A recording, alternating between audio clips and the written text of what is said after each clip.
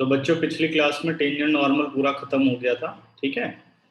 अब अगला टॉपिक है अपना increasing and decreasing function, correct. मैं कह रहा था सर वो प्रॉपर्टीज करा दी सर डिटरमिनेंट्स की। प्रॉपर्टीज तो मैंने बताया था कि सिलेबस में वैसे हट रही है, सर लेकिन यूटी में आ रहा है ना। तो आपको अलग से करा देता हूँ, बाकी तो मेरे ख्याल से किसी को जरूरत है नहीं। और जो मैंने वीडियोस भेजी थी उससे नहीं पढ़ा?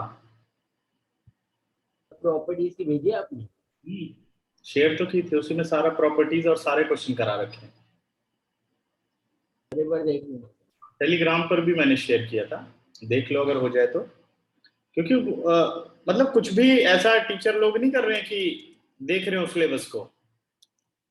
नहीं सर, अभी टीचर्स कह रही हैं कि अभी वो तो आए हैं डिलीटेड टॉपिक्स, तो इसकी वजह से अभी कुछ भी नहीं हटा रहे। नहीं तो सिलेबस तो रिड्यूस होगा, इतना अंदाजा तो हर एक इंसान को होता है कि क्या, मतलब हर टीचर को ये, वो लोग तो खैर स्कूल में पढ़ा। लेकिन वो ये कह रहे हैं सीबीएसई का जब तक आ नहीं जाता तब तक नहीं कह सकते। तो टॉपिक चेंज कर ले, यूटी लेने का है ना, ये तो सोचना चाहिए। क्योंकि ऐसा, एक तो उस टॉपिक में ऐसा कुछ है नहीं कि चैप्टर उससे रिलेटेड हो। सबसे बड़ी बात ये है कि भाई कोई चैप्टर उससे रिलेटेड हो तो कराए, नहीं तो बस टाइम वेस्टिंग ही है। इस वजह से मैं नहीं करा रहा हूँ। बाकी आप पढ़ के देख लो, नहीं आता तो मेरे को बताना, मैं अलग से सेपरेट पढ़ा दूंगा, ठीक है। Okay sir. हाँ, नहीं आएगा तो करा। तो बच्चों इंक्रीजिंग एंड डिक्रीजिंग फंक्शन पर आइए। पहले इसको समझते हैं कि इंक्रीजिंग और डिक्रीजिंग फंक्शन का मीनिंग क्या है, ठीक है। पहले ज्योमेट्रिकली इस बात को समझते हैं। सपोज अपने पास कोई भी एक फंक्शन है, let y is equal to F X is equal to x square. ये एक फंक्शन है, y is equal to F X is equal to x square. तो अगर मैं इसके डोमेन की बात करूं तो इस फंक्शन का डोमेन क्या होगा? ऑल रियल नंबर, यानी माइनस इन्फिनिटी से प्लस इन्फिनिटी, ठीक है। तो मतलब इसमें डोमेन एक इंपॉर्टेंट रोल प्ले करता है, माइनस इन्फिनिटी से प्लस इन्फिनिटी। और कह सकते हैं बेटा ऑल रियल नंबर। ये बात सबको क्लियर है? डोमेन सबको निकालनी आती है, मैंने शॉर्टकट में बताया था कैसे पता लगाना है। अरे एक बार वापस बता दो। इसमें क्या है कि जैसे मान लो एफ एक्स है एक्स स्क्वायर, तो डोमेन में हमेशा रियल नंबर से चेक करते हैं। तो क्या कोई ऐसा रियल नंबर है जिसका स्क्वायर ना आता हो? है कोई ऐसा रियल नंबर कि नो जिसका सर। स्क्वायर करो और आंसर ना आए? सबका आंसर आएगा। मतलब कोई ऐसी एक्स की रियल वैल्यू नहीं हो सकती जो इसको नॉट डिफाइन करती हो, ऐसा तो कुछ नहीं है।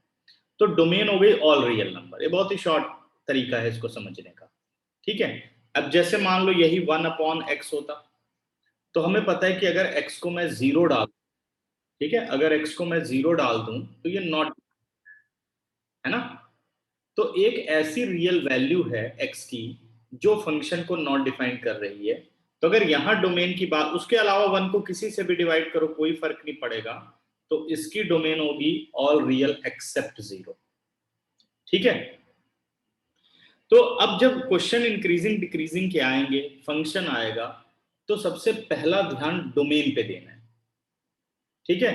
तो लगभग क्वेश्चन में क्या होता है, डोमेन डिफाइन करके दी जाती है कि this is the given domain, या x belongs to real number. इस तरीके से कोई ना कोई आपको क्राइटेरिया दिया जाएगा। तो ये समझ जाओ कि वो डोमेन के बारे में। सर ये कौन सा चैप्टर चल रहा है? ये चल रहा है एप्लीकेशन ऑफ डेरिवेटिव का टॉपिक, इंक्रीजिंग डिक्रीजिंग। और काफी दिन से छुट्टी हो रही है समर्थ, क्या बात है? सर वो अब फिर से यूनिट टेस्ट शुरू हो गया ना, तो इसलिए छुट्टी मत किया यूनिट करो, टेस्ट है, फिर उसके बाद तैयारी फिर करके उसके रखो। बाद पीटी भी है। क्योंकि ऐसे तो स्कूल वाले फंसा के रखेंगे, फिर पढ़ नहीं पाओगे, ठीक है। तो तैयारी करके रखो साथ साथ, ठीक। टेस्ट तो 3 रिलेशन होने वाले फंक्शन हैं। का टेस्ट था आज। अच्छा अच्छा, रिलेशन फंक्शन और डेरिवेटिव का टेस्ट था आज। रिलेशन फंक्शन और डेरिवेटिव। तो रिलेशन फंक्शन पढ़ा था यस सर। आपने? चैप स्कूल में पढ़ा रहे थे तो मैंने फिर साइड में खुद ही कर लिया था। अच्छा, चलो ठीक है, ठीक है। तो अब आते हैं बच्चों कि भाई y is equal to F X is equal to x square. पहले इसका हम ग्राफ बनाते हैं, फिर इंक्रीजिंग और डिक्रीजिंग का मीनिंग समझते हैं।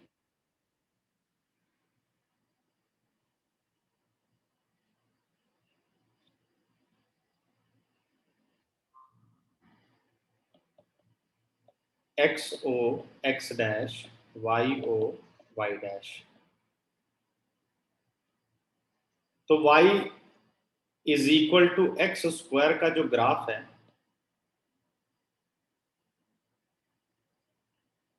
वो एक पैराबोला आएगा कुछ इस तरीके से, आगे वो एक्सटेंड हो जाएगा। अगर डोमेन की बात करूं तो आप ध्यान दो, माइनस इन्फिनिटी से प्लस इन्फिनिटी, तो इसलिए ये आपका कर्व बन गया। ठीक है, अब इंक्रीजिंग डिक्रीजिंग का मीनिंग क्या है? सबसे पहले आप देखो कि जब आप लेफ्ट से राइट की तरफ चलते हो, ध्यान देना बच्चों, लेफ्ट से राइट की तरफ आप मूव कर रहे हो नंबर पर ऐसे, अगर आप लेफ्ट से राइट की तरफ मूव कर रहे हो तो जरा कर्व की वैल्यू देखो, या कर्व किस डायरेक्शन में चल रहा है उस पर ध्यान दो जरा। अगर आप x को सपोज लेते हो -5, तो आपको कहीं यहां 25 मिलेगा, -5 का स्क्वायर। -4 लोगे बच्चे तो 16 मिलेगा, -1 लोगे तो 1 मिलेगा, ये सिंपल सा हिंट बता रहा, और 0 पर 0 मिलेगा।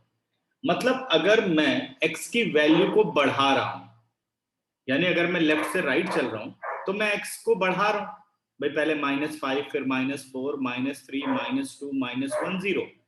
तो आपके ग्राफ की डायरेक्शन क्या है?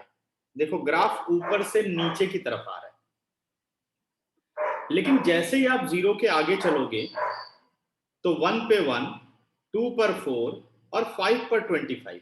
देखो जब आप 0 के राइट की तरफ बढ़ना शुरू करेंगे, ये देखिए अभी भी x इंक्रीज हो रहा है, लेकिन अब यहां पर अगर x इंक्रीज हो रहा है तो ग्राफ भी इंक्रीज हो रहा है। तो क्या यहां पर जो हमने पूरा ग्राफ बनाया वो दो नेचर नहीं ले रहा है? अगर -इन्फिनिटी से 0 की बात करो तो देखो ग्राफ नीचे आ रहा है, और 0 से इन्फिनिटी की बात करो तो ग्राफ ऊपर जा रहा है, और दोनों ही केस में आप x की वैल्यू के आगे की तरफ चल रहे हो, पीछे की तरफ नहीं चल रहे हो। तो जब आप बात करोगे -इन्फिनिटी से 0 तक, एक मिनट बच्चों,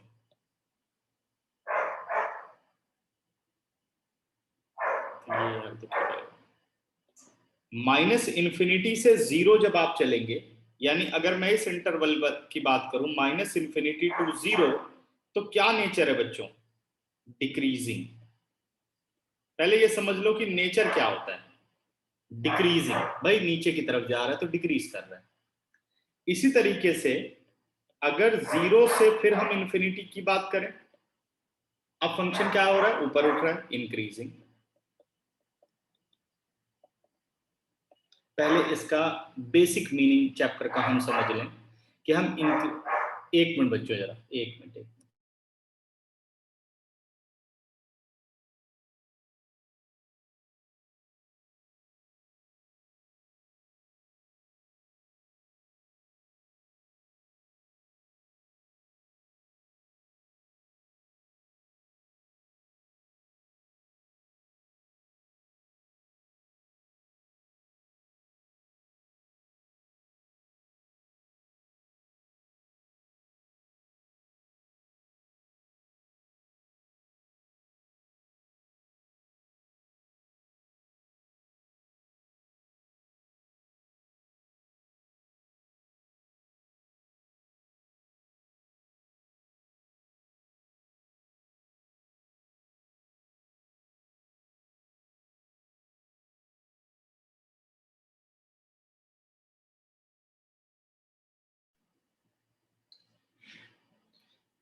ठीक है, तो -इन्फिनिटी से 0 डिक्रीजिंग, और फिर 0 से इन्फिनिटी इंक्रीजिंग।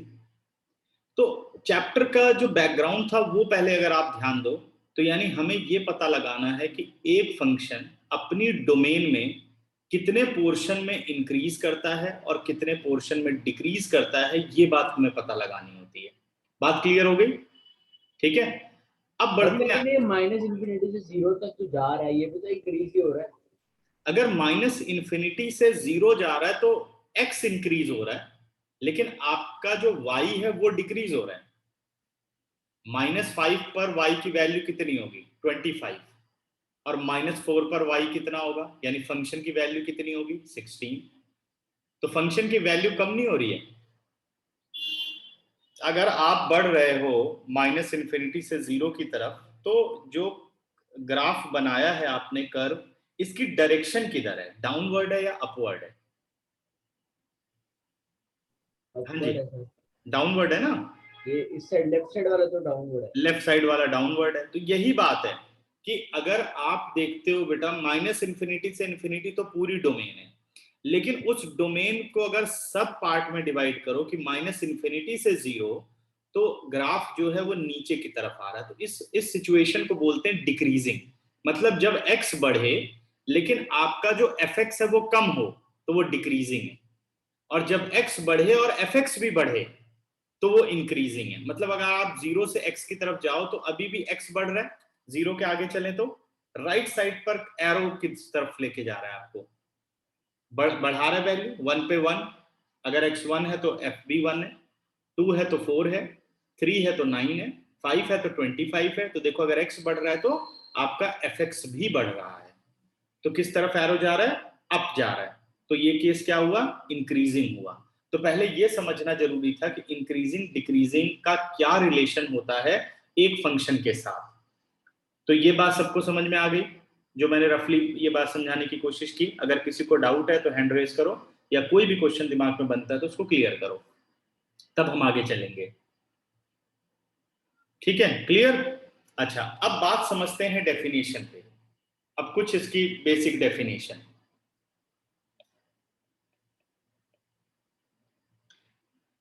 डेफिनेशन सिर्फ और सिर्फ ज्योमेट्रिक अंडरस्टैंडिंग देती है, जो आप यहां ज्योमेट्री देख रहे हो कि भाई हमने ये तो ले लिया कि fx एक फंक्शन है जो कि एक इंटरवल -∞ टू इन्फिनिटी डिफाइंड हो रहा है, -∞ टू 0 सब इंटरवल और 0 टू इन्फिनिटी।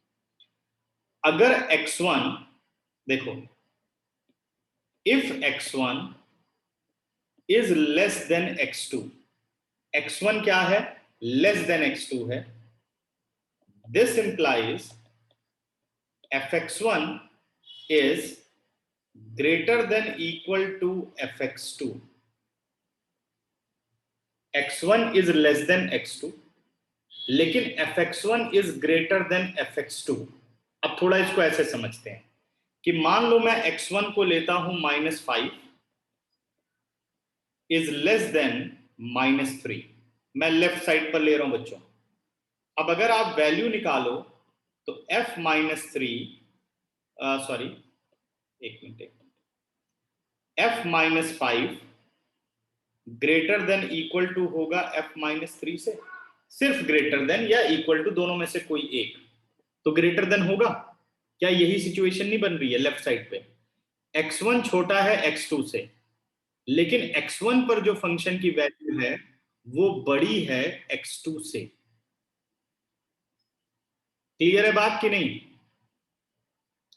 देन लिखने का फायदा क्या हो फिर f-5 वाली का? क्या चीज? अरे राइट हैंड साइड वाला लिखने का फायदा क्या हुआ? तो राइट का क्यों फायदा होगा? राइट में इंक्रीज कर रहा है, लेफ्ट में डिक्रीज कर रहा है, या नहीं? -5 तो सर -3 छोटा ही होगा।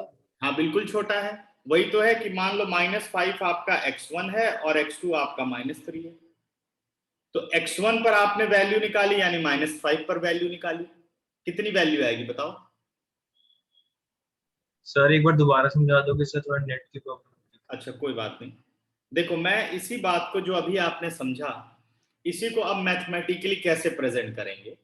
ठीक है, मैथमेटिकली आप कह रहे हो कि भाई if x1 is less than x2, x1 is less than x2, तो fx1 is greater than equal to fx2। अगर ऐसा होता है तो देखो क्या ये पॉसिबल है? लेफ्ट साइड पर x1 को मैंने लिया -5, x2 को लिया मैंने -3, तो क्या f-5 बड़ा होगा f-3 से या छोटा होगा? सोच के बताओ।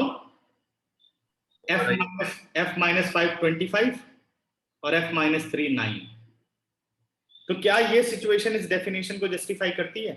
x1 less than x2, this implies fx1 is less, ये इफ लिखा है मैंने, अगर ऐसा होता है, अभी रीजनिंग नहीं की मैंने, तो ऐसा हो रहा है कि नहीं लेफ्ट साइड पर, ये बताओ।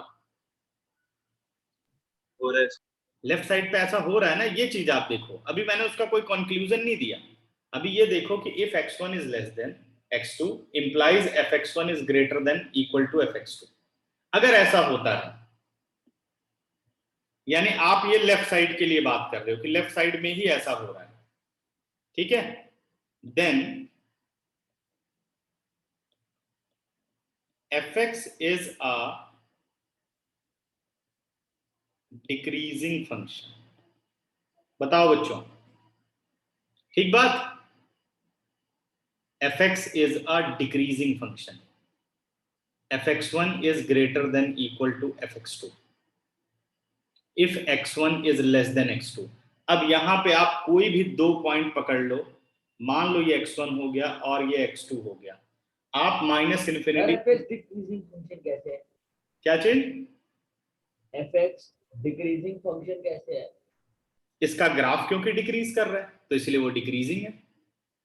यही तो मैंने शुरुआत में कहा, पहले ये तो समझो कि इंक्रीजिंग डिक्रीजिंग है क्या। एक फंक्शन का जिस इंटरवल में ग्राफ डिक्रीज सर वो तो करता है, x और x1 और x2 है ना डिक्रीजिंग में, तो x1 और x2 तो वैल्यू हुई ना, x1 और -5 और -3 आने, वो तो डोमेन हुई। सिर्फ -5 और -2 तो एग्जाम्पल हुए, लेकिन आप कोई भी वैल्यू लो तो बताओ जिस रेंज में। अब इसमें ये तो एक सिंपल सी बात बताई कि आप कुछ भी यहां से उठा लो, x1 x2 का मतलब कोई भी नंबर आप यहां पे उठा लो, लेकिन होना चाहिए माइनस इन्फिनिटी से 0 के बीच में। तो क्या हर बार ये सिचुएशन नहीं बनेगी, या नहीं बनेगी कि नहीं बनेगी हर बार ये सिचुएशन? दूसरा नंबर कोई सोच लो जो तुम्हारा मन करे, वो नंबर सोल्यूशन करो। बनेगी। हाँ, तो ये चीज आप अब इसको लिंक कर रहे हैं। देखो क्या है, ये तो है भाई ज्योमेट्रिकली आपने समझ लिया कि भाई जिस इंटरवल में फंक्शन की वैल्यू कम होती जाती है, यानी ग्राफ ऊपर से नीचे की तरफ बनता है, उसको कहते हैं कि वो डिक्रीज कर रहा है, और जहां वो ऊपर नीचे से ऊपर की तरफ जाता है उसको कहते हैं वो इंक्रीज कर रहा है। क्लियर बात? तो अब इसी बात को कि भाई हर बार तो हम ग्राफ नहीं बना सकते, तो हमें कुछ मैथमेटिकल चीजें पता होनी चाहिए कि कब इंक्रीज और डिक्रीज करता है। तो हम क्या करेंगे, उस डोमेन में कोई भी दो वैल्यू लेकर के देख लेंगे कि जैसे मैंने 5 और -2 ले लिया तो उसको चेक कर लिया कि भाई हाँ ये तो ये सिचुएशन जस्टिफाई कर रहा है। अगर ये सिचुएशन जस्टिफाई कर रहा है तो मैं कह सकता हूं कि जब इसका ग्राफ बनेगा तो वो जरूर डिक्रीज कर रहा होगा। ठीक है, बात समझ गए? अब मान लो हमें ऐसे क्वेश्चन दिया गया, एक सिंपल सा क्वेश्चन दिया गया कि G fx is equal to x² function है, आप बताओ माइनस इन्फिनिटी से 0 ये इंक्रीजिंग है कि डिक्रीजिंग है। तो हमें ग्राफ नहीं आता, हमें डेफिनेशन आती, तो हम क्या करेंगे, माइनस इन्फिनिटी से 0, मैं दो पॉइंट ले लेता हूं -7 -1, भाई ये x1 है ये x2 है। हमने ये देखा जी x1 is less than x2, तो व्हाट अबाउट fx1, यानी मैंने निकाल लिया f-7 जो कि 49 आया, फिर मैंने निकाला f-1 जो कि मुझे 1 मिला।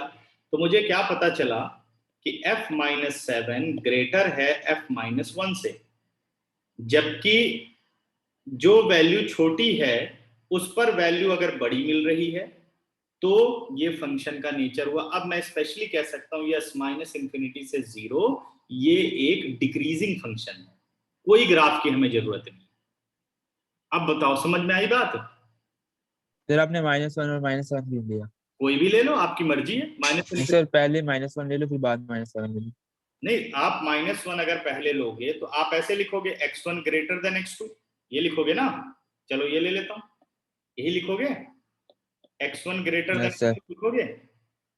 अब 1 तो बड़ा है, अब जरा fx1 बताओ क्या होगा, fx1 लेस देन fx2 नहीं हो गया? उल्टा रिलेशन नहीं हो गया? बात तो वही है, कोई फर्क? अब जब आप इंटरवल लिखेंगे तो आप ऐसे लिखेंगे x2 x1, वो तो डिपेंड करता है ना। देखो मिनिमम से मैक्सिमम की तरफ इंटरवल चलता है, मैक्सिमम से मिनिमम थोड़ी, इसलिए मैंने ऐसे किया x1 x2, वो कोई फर्क नहीं पड़ता, वैल्यू आप देखो। अब ऐसे सिंपल सी बात याद रख लो, जो दो वैल्यू लेते हो अगर उनका रिवर्स रिलेशन आपको मिलता है तो वो फंक्शन हो गया डिक्रीजिंग। क्या फंक्शन हो गया? डिक्रीजिंग। कितने लोग समझ गए? अभी भी कोई दिक्कत हो तो बताओ। ठीक है, चलो आगे बढ़ते हैं, ये हटाता हूं। हाँ जी स्नेहा, कोई दिक्कत? नो सर, वो आपने पूछा ना कितने लोग समझ गए। अच्छा अच्छा, ओके, ठीक है, ये पहली बात, ये अभी डेफिनेशन चल रही है। ठीक, सेकंड, अगर यही बात ऐसे हो, ये तो फर्स्ट केस था, अभी कैलकुलस पे हम नहीं आए। सेकंड केस, सेकंड केस है बेटा, if x1 less than x2 this implies fx1 is only greater then fx2। सिर्फ ग्रेटर हो, ऐसी पॉसिबिलिटी ही ना हो कि कभी ये बराबर हो सके, ऐसी पॉसिबिलिटी ही ना हो कि कभी ये बराबर हो सके, ऑलवेज ग्रेटर रहे। देन अभी ये सिचुएशन भी हम डिस्कस करेंगे। Then fx is strictly increasing function. ठीक है, ये दो चीजें पहले समझे आप, और इनको समझना इसलिए जरूरी है कि भाई 1 मार्कर क्वेश्चन बहुत ज्यादा पढ़ रहे हैं। x1 less than x2 this implies fx1 is greater than equal to fx2। भाई इक्वल भी हो सकते हैं 2 पॉइंट के लिए, अगर ऐसा हो जाए, ठीक है, तो वो कहलाता है डिक्रीजिंग। मैंने गलती की है, ये डिक्रीजिंग कहलाएगा, मैंने लिख दिया इंक्रीजिंग फंक्शन। स्ट्रिक्टली इंक्रीजिंग नहीं बेटा, sorry, strictly decreasing. Reverse relation तो डिक्रीजिंग या स्ट्रिक्टली डिक्रीजिंग। अब देखो थर्ड पार्ट, अब थर्ड पार्ट की ज्योमेट्री समझेंगे।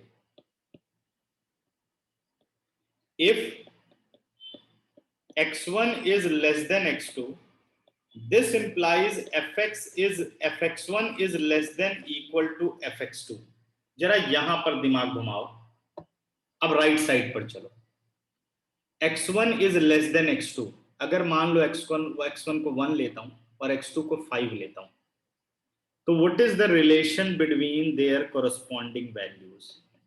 क्या f1 लेस देन f5 नहीं होगा? होगा, 1 पे 1, 5 पे 25। बात ठीक, सेम रिलेशन आ रहा है। x1 लेस देन x2 तो आपका fx1 भी लेस देन हो गया fx2। तो इस केस में आप कहते हैं अगर लेस देन इक्वल टू है तो then fx is increasing function. Increasing function. Good. और इसी का फोर्थ ऑप्शन बनता है स्ट्रिक्टली इंक्रीजिंग, कि if x1 is less than x2 this implies fx1 is strictly less than fx2 then fx is a strictly increasing function। अभी इनका difference भी समझाता हूं तुम लोगों को कि क्या स्ट्रिक्टली इंक्रीजिंग और इंक्रीजिंग है। सर fx1 और fx2 इक्वल कैसे हो सकते हैं? अभी वही मैं कह रहा हूं, मैं इसको अभी ग्राफ में फिर से समझाऊंगा कि इक्वल टू वाली सिचुएशन कैसे आएगी। पहली बात तो ये समझनी थी कि भाई ग्राफिकली इंक्रीजिंग डिक्रीजिंग का क्या मतलब होता है, और विदाउट कैलकुलस ज्योमेट्रिकली इसका क्या मतलब होता है। ये दो बातें सब समझ गए कि नहीं?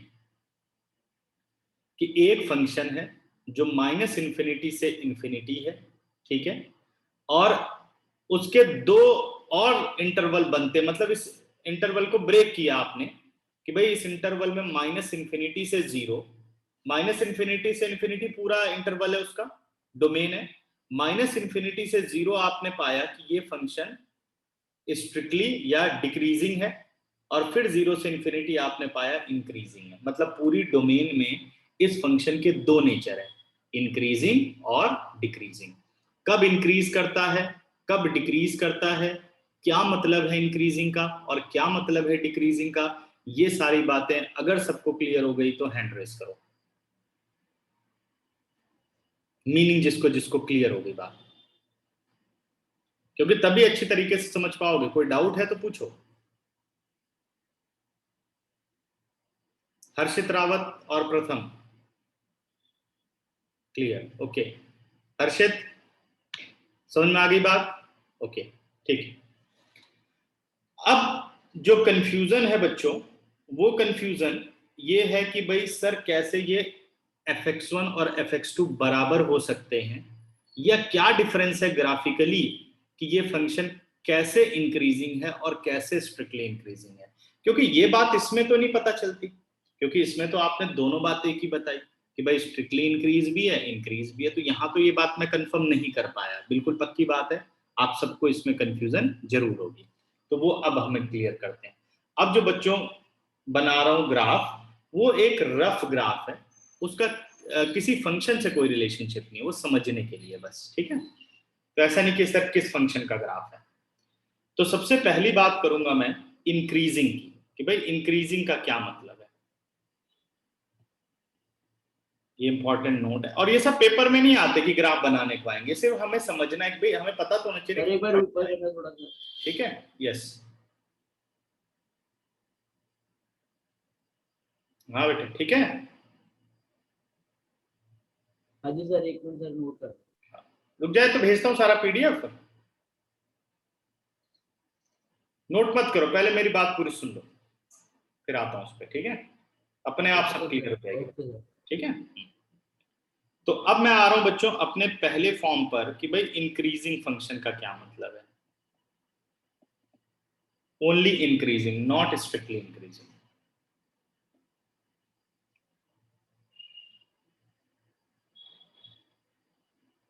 और ये ध्यान रखना कि ये सिर्फ कोई जरूरी नहीं कि फर्स्ट क्वाड्रेंट में ही ग्राफ बनते हैं, ये किसी भी क्वाड्रेंट में ग्राफ हो सकते हैं, ये बनाते हुए मैं ऐसे दिखा रहा हूं कि फर्स्ट में मैं बना रहा हूं, ठीक है। बाकी इसका ऐसा नहीं कि वो चाहे जिस मर्जी क्वाड्रेंट से शुरू होकर के जिस मर्जी क्वाड्रेंट में खत्म हो, उससे कोई फर्क नहीं पड़ेगा, ठीक है। अब इंक्रीजिंग का मतलब क्या है, देखो, जैसे मान लो एक ग्राफ बच्चों शुरू होता है यहां से, ठीक है, और इस तरीके से ये ग्राफ जा रहा है, उसके बाद फिर ग्राफ हो गया parallel to the X axis, और फिर ग्राफ चला गया आगे। अब एक कंडीशन हम देखते हैं कि मान लो ये पॉइंट अपना ए है, ये पॉइंट बी है, ये पॉइंट सी है, और ये पॉइंट डी है। अब ध्यान से देखिए बच्चों, अगर आप ए से बी के बीच में देखो तो ये ग्राफ ऑलवेज इंक्रीजिंग, ध्यान दो, क्या कभी यहां पे ऐसा होगा कि दो एक्स आपको सेम वैल्यू देंगे? ये तो लगातार बढ़ रहा है, कैसे पता चला? लेकिन बी और सी तो सेम वैल्यू लेंगे। हाँ बिल्कुल ठीक है, बस उसी पे आएंगे, भी देखते जाओ। ये देखो, ये वाली बात, ये मतलब ये वैल्यू का मतलब है, ये जो y आ रहा है कोरस्पॉन्डिंग, ये देखिए, सही है, तो ये तो डिफरेंट देंगे। ये मेरी बात तो मुझे लगता है क्लियर हो गई सबको। लेकिन अगर आप B से C के बीच में देखो, B से C के बीच में देखो आप, तो आपको हमेशा वैल्यू सेम मिलेगी इस रेंज में, जो मर्जी नंबर उठा लो, fx1 और fx2 इक्वल ही रहने वाले हैं, बात ठीक है। और फिर C से D अगर आप देखो तो फिर ये ग्राफ पे कभी सेम वैल्यू नहीं मिलेगी। तो अच्छा मुझे ओवरऑल बताओ A से D इसका क्या नेचर बनेगा? A से D fx1, हाँ यस यस सर इंक्रीजिंग है, इंक्रीजिंग, इंक्रीजिंग ना, क्योंकि less greater than equal to साथ में आ रहा है, इक्वल टू साथ में आ रहा है ना, कि fx1 is equal to fx2 और also fx1 is less then fx2, वही सिचुएशन बन रही है। बस ये समझना है कि इक्वल टू वाली बात आ रही कि नहीं आ रही यहां पर, तो इक्वल टू ऐसे पॉसिबल है। तो इस तरह का जो ग्राफ बनता है उसको हम कहते हैं इंक्रीजिंग। जो कोई नंबर से कर दो सर एक बार, नंबर में समझाने जैसे, अरे कोई वैल्यू लेके करता होगा। अच्छा जैसे वैल्यू, तो बेटे मैंने कहा ना कि ये कोई एग्जैक्ट फंक्शन नहीं है अपने पास, मैं ये कह रहा हूं, ये कोई फंक्शन नहीं है, कोई फंक्शन का ग्राफ नहीं है, ये तुमको बस समझाया जा रहा है। अब वैल्यू की बात ही ऐसे करो, मान लो मैं यहां पर y को रख दूं 3, सपोज ऐसे समझ लो, इसके सामने मान लो मैंने रख दिया 3, और मान लो यहाँ वैल्यू 4 5 6, तो देखो f4 भी आपको 3 देगा, f5 भी आपको 3 देगा, तो यही बात हो गई ना, x1 is less than x2, तो what about f4? f4 is equal to f5। अभी ठीक? सर मतलब बी से सी के बीच में कांस्टेंट हो गया ना। जब कांस्टेंट है बेटा तो हर एक पे देखो y तो सेम ही मिल रहा है ना, ये देखिए आप y बदल रहा है। जब parallel to the X axis कोई लाइन हो गई तो y तो कांस्टेंट हो गया, जो मर्जी आप रखो। तो मतलब इक्वल टू की वैल्यू से हम ग्राफ पे प्लॉट कर सकते हैं, वैसे नहीं कर रहे। हाँ, इक्वल टू मतलब ग्राफ पॉसिबल है भाई, कौन सा फंक्शन है, तो फंक्शन मैंने कोई डिफाइन नहीं किया आपको, वो जब हम अभी सॉल्यूशन करना शुरू करेंगे तो बहुत सारे फंक्शंस आएंगे जो कि आप ये मतलब समझ सको कि इंक्रीजिंग ये क्यों बोला जा रहा है। ठीक है, बात समझ गए? अच्छा चलो, एक अभी स्ट्रिक्टली इंक्रीजिंग करता हूं तो और मुझे लगता है क्लियर होगी बात, अभी आता हूं उस पर। ग्राफ के बिना नहीं होगा इक्वल का। नहीं होगा, क्यों नहीं होगा? ये तो देखो, अगर कोई आपसे पूछे व्हाट इज इंक्रीजिंग डिक्रीजिंग, मैं चाहूं तो इसको अभी सारे क्वेश्चन 2 मिनट में बता दूं कैसे क्वेश्चन करने हैं, लेकिन 12th क्लास की पढ़ाई ऐसी होती नहीं है ना कि क्वेश्चन सॉल्यूशन आना चाहिए। अभी तो बहुत आगे चीजें पढ़ोगे तो कम से कम ये तो पता हो कि 12th में हाँ मैंने कुछ पढ़ा था, तो इस तरीके से पढ़ाया गया था, मुझे ये सारी बातें पता है। बाकी अभी क्वेश्चन पे आओगे तो अलग ही कुछ हो जाएगा, कि अभी कैलकुलस का तो यूज ही नहीं किया, वो भी तो समझना है। ठीक है, सेकंड पार्ट, अभी ये धीरे धीरे बिल्डअप होने दो तुम लोग, अपने आप सब क्लियर हो जाएगा। सेकंड है स्ट्रिक्टली इंक्रीजिंग।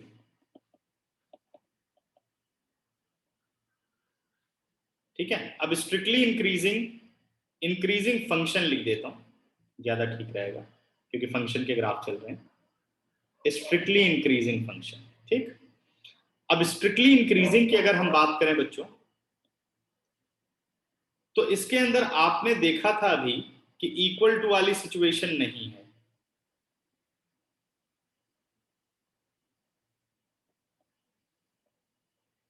ये हो गया अपने पास x o x dash, y o y dash.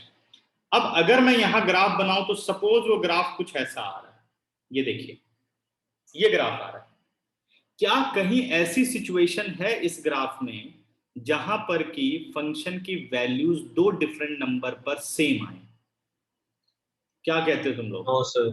कोई चांस नहीं। तो ऐसे ग्राफ को स्ट्रिक्टली इंक्रीजिंग कहा जाता है कि जहां से आप स्टार्ट कर रहे हो, जैसे आप यहां से स्टार्ट कर रहे हो और यहां पे आप एंड कर रहे हो, आपको ये ग्राफ बस लगातार बढ़ता हुआ ही दिख रहा है, तो ये स्ट्रिक्टली इंक्रीजिंग है। अब मैं आपसे एक क्वेश्चन पूछना चाहूंगा। सर एक चीज पूछनी है। हाँ जी बोलिए बेटा। सर जो राइट साइड में अगर ये ऊपर नीचे मतलब कि जैसे वेव लाइन जैसा नहीं होता, ये जैसे आपने अभी ये बिल्कुल स्ट्रेट लाइन बनाई है ऊपर की तरफ, ये वाली ये नहीं जिसमें जैसे नीचे ऊपर कर करके जो वो आता नहीं वेव लेंथ जैसा ग्राफ, उसमें क्या होगा, इंक्रीजिंग ही रहेगा कि डिक्रीजिंग रहेगा? वो देखो, जब सारे नेचर आप पढ़ लोगे तो उस नेचर के अकॉर्डिंग जो भी सिचुएशन आएगी वो हमें देखना पड़ेगा। ऐसा कुछ नहीं है कि हर एक ग्राफ के लिए अलग ही बात, एक ही बात होगी। वो डिपेंड करता है कि ग्राफ कैसा होगा या फंक्शन कैसा होगा। देखो जैसे ये चीज तुमने पढ़ लिया, दो डिफरेंसेस सीख लिए कि भाई इंक्रीजिंग और स्ट्रिक्टली इंक्रीजिंग में ये डिफरेंस होता है। अब देखो मैंने जो क्वेश्चन लिया था, मैं आपको सीधे उस क्वेश्चन से एक क्वेश्चन पूछता हूं, अगर वो तुमने क्लियर कर लिया तो समझ जाओगे। देखो अगर मैं कहता हूं बच्चों 0 से इंफिनिटी, इस फंक्शन का क्या नेचर होगा? 0 से इंफिनिटी, सभी सोचो अपने दिमाग में। 0 से इंफिनिटी, यहां से हम शुरू हो रहे हैं और इंफिनिटी तक जा रहे हैं। इंक्रीजिंग। पक्का या कुछ और फर्क है? यही है। और कोई बताओ। दो चीजें पढ़ाई है मैंने, शाबाश हर्षित, स्ट्रिक्टली इंक्रीज। Very good. ये स्ट्रिक्टली इंक्रीजिंग है, यही तो फर्क पकड़ना था, इंक्रीजिंग और स्ट्रिक्टली इंक्रीजिंग का फर्क। अब देखो ये लगातार बढ़ रहा है, तो ये क्या बना? स्ट्रिक्टली इंक्रीजिंग बना। कि भाई अगर आपसे पूछा जाए भाई 0 से इंफिनिटी इसका क्या नेचर है, तो it is strictly increasing function. ठीक है, अब आता हूं डिक्रीजिंग पर। अब अगला ग्राफ देखो। हाँ जी प्रथम, समझ गए यस सर। कि दिक्कत कुछ? थर्ड आता है बेटे डिक्रीजिंग फंक्शन।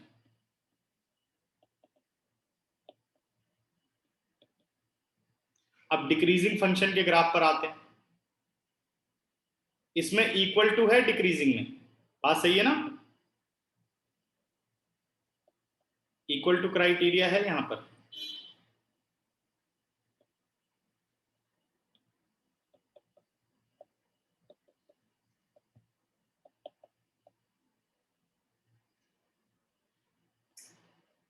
अब मान लो इसमें ग्राफ कुछ ऐसा है, नीचे गए, फिर कुछ पोर्शन के लिए बराबर हुए, फिर नीचे गए।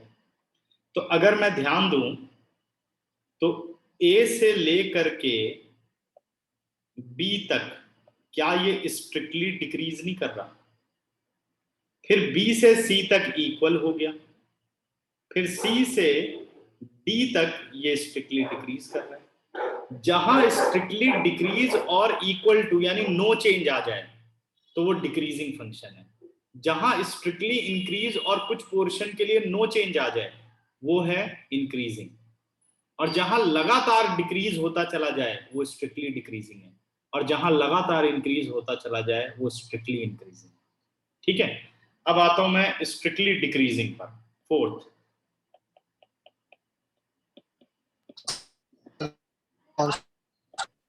सर हाँ जी बेटा। एक ग्राफ में दोनों चीज हो सकती है, इंक्रीजिंग भी और डिक्रीजिंग भी। हाँ, अब जैसे ये वाला है ना, मतलब ऐसा नहीं हो सकता कि एक ही पोर्शन में आप नहीं कह सकते।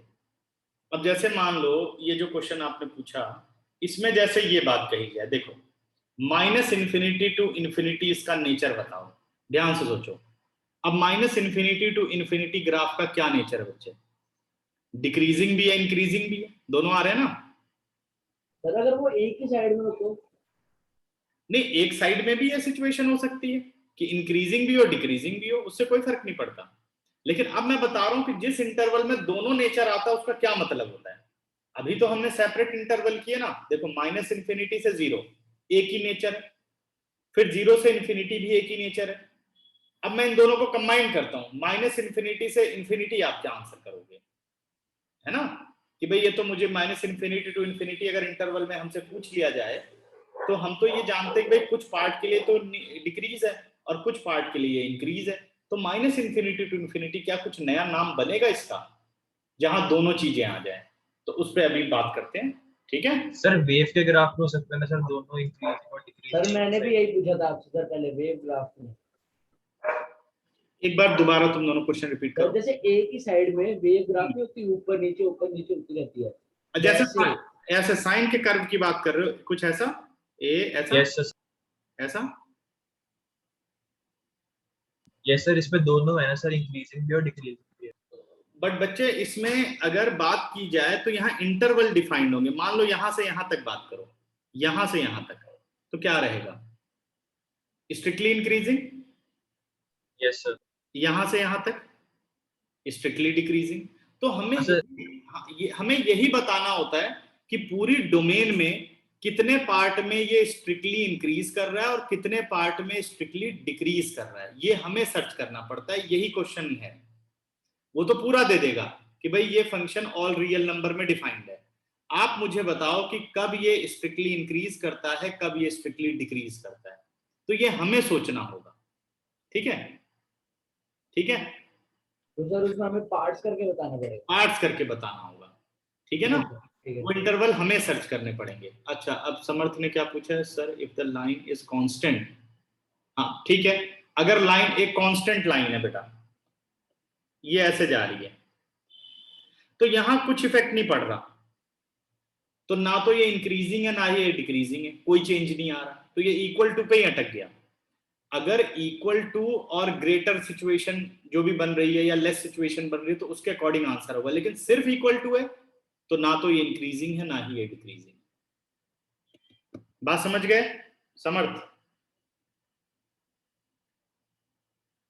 Yes sir. ठीक है। अच्छा, मैं पहले ग्राफ और कंप्लीट कर दूं। डिक्रीजिंग हो गया, अब आओ स्ट्रिक्टली डिक्रीजिंग पर।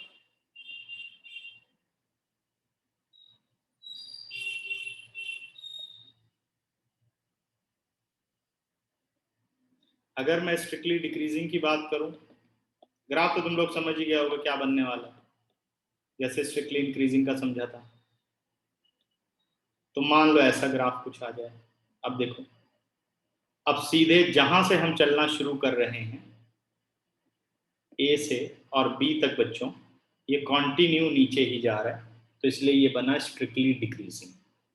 ठीक है, अब आता हूं मैं तुम लोगों के उस क्वेश्चन पर कि भाई जैसे बताया कि अगर ग्राफ का दोनों नेचर लेता हो एक इंटरवल में तो क्या आंसर होगा आपका। ठीक है, तो 5th पर आते हैं बेटा।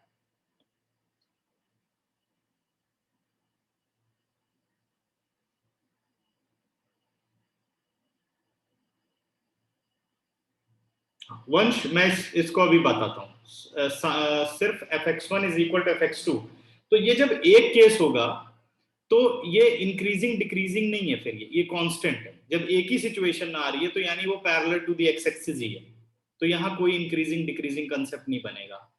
नीदर इंक्रीजिंग नॉर डिक्रीजिंग, और नीदर इंक्रीजिंग नॉर डिक्रीजिंग की सिचुएशन कौन सी होती है, 5th।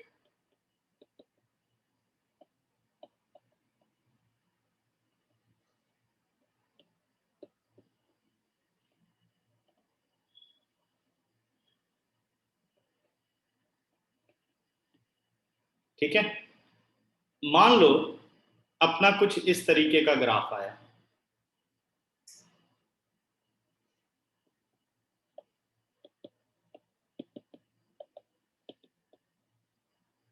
ये हमने एक ग्राफ बनाया और वो ग्राफ बच्चों कुछ इस तरीके का है, ऐसे। ठीक है, और अपने पास जो सिचुएशन है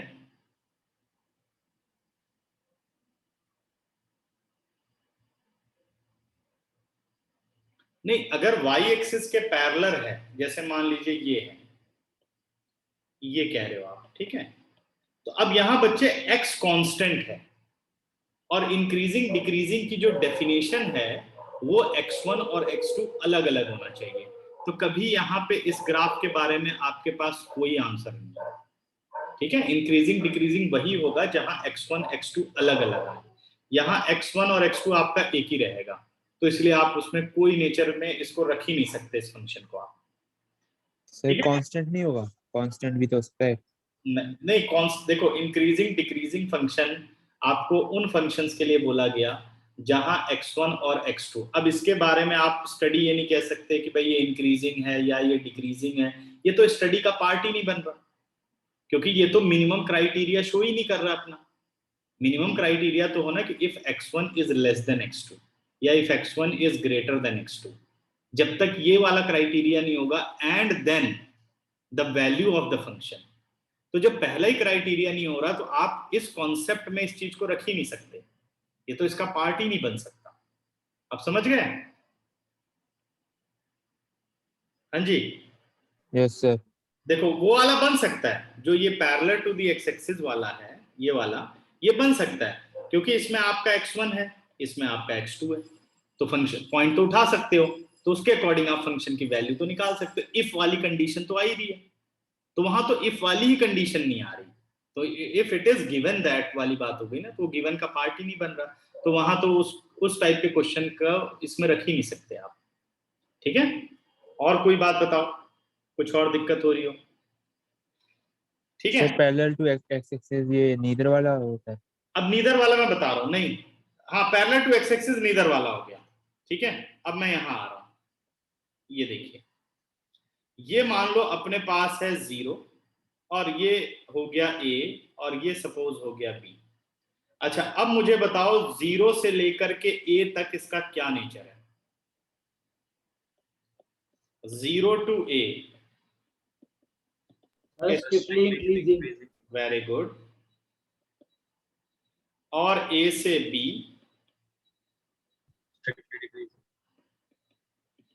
strictly decreasing.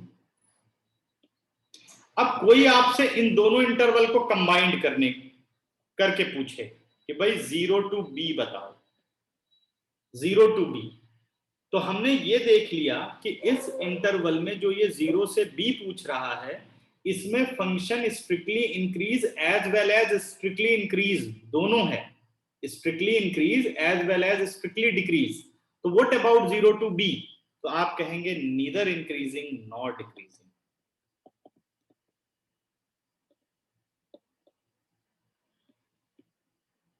Neither strictly increasing नहीं आएगा, नहीं, not strictly decreasing. Neither increasing nor decreasing, strictly. ठीक है, वो क्वेश्चन जब पूछेगा तो आपसे कहेगा नीदर इंक्रीजिंग नॉर डिक्रीजिंग। तो नीदर इंक्रीजिंग नॉर डिक्रीजिंग क्या होता है कि अगर सेम इंटरवल में वो कुछ पार्ट के लिए स्ट्रिक्टली इंक्रीज करे और कुछ पार्ट के लिए स्ट्रिक्टली डिक्रीज करे तो वो फंक्शन है नीदर इंक्रीजिंग नॉर डिक्रीजिंग। ठीक है, बात समझ गए? अब मुझे ये बताओ, पहले क्वेश्चन पूछूंगा फिर डिस्कशन करूंगा। माइनस इंफिनिटी से zero, this function is strictly decreasing. Zero से infinity, this function is strictly increasing. तो what about minus infinity to infinity बच्चों? Neither increasing not decreasing. Neither increasing nor decreasing. तो मुझे लगता है कि अब आपको ज्योमेट्रिकल कॉन्सेप्ट सब समझ में आ गए। क्लियर हुई बात कि नहीं, या कुछ कमी? ध्यान से देखो। सर इसमें ऐसा वो नहीं होना नीदर डिक्रीजिंग नॉर इंक्रीजिंग, क्योंकि माइनस इंफिनिटी से प्लस इंफिनिटी जा रहा है ना। नहीं, उससे कोई मतलब नहीं। आपका जो आंसर होने वाला है उसको नीदर इंक्रीजिंग नॉर डिक्रीजिंग ही बोलते हैं, उल्टा और उससे कोई फर्क नहीं पड़ता कि नीदर डिक्रीजिंग नॉर इंक्रीजिंग, ऐसे नहीं। वो टर्म एक ही है समझो। ठीक है, उस टर्म से कोई मतलब नहीं है। ठीक है सर। तो कितने लोग समझ गए अब तक? ये पहले हैंड रेस करो, फिर तुम लोगों को अब कमाल की चीज चलेंगे, कैलकुलस पर। असली कमाल अब शुरू होगा जिसका हमें यूज है। हर्षित, समर्थ, सिद्धांत, कोई दिक्कत बच्चों? नो सर, क्लियर है। क्लियर है, ठीक है। अब आओ बच्चों कि भाई अब कैलकुलस का क्या रोल है। ये तो हम समझ गए कि increasing decreasing, strictly increasing decreasing ये होता है। तो ये तो एप्लीकेशन ऑफ डेरिवेटिव है, अभी इसका इस्तेमाल तो हमने किया नहीं। अब एप्लीकेशन ऑफ डेरिवेटिव को यूज करना शुरू करते हैं कि क्या मतलब है उसका। रब नहीं हो रहा, चल जाएगा ना?